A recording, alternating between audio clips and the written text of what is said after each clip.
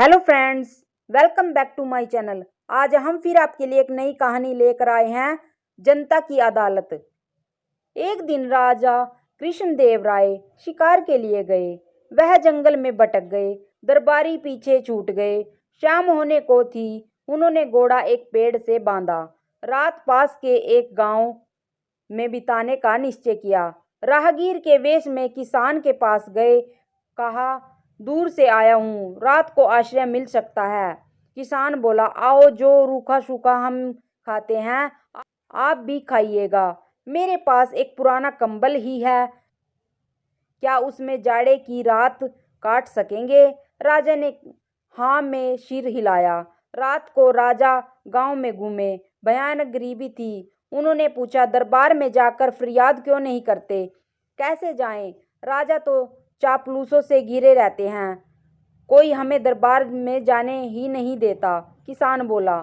सुबह राजधानी लौटते ही राजा ने मंत्री और दूसरे अधिकारियों को बुलाया। कहाँ हैं? हमें पता चला है हमारे राज्य के गांव की हालत ठीक नहीं है। तुम गांव की भलाई के काम करने के लिए खजाने से काफी रुपया ले चुके हो, क्या हुआ उसका? मंत्री बोला, महाराज, सारा रुपया गांव की भलाई में खर्च हुआ है। आपसे किसी ने गलत कहा है।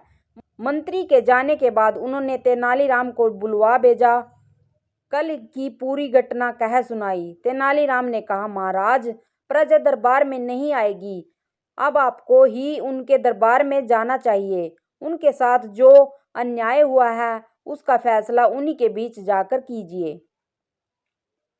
अगले दिन राजा ने दरबार में घोषणा की, कल से हम गांव-गांव में जाएंगे, यह देखने के लिए प्रजा किस हाल में जी रही है।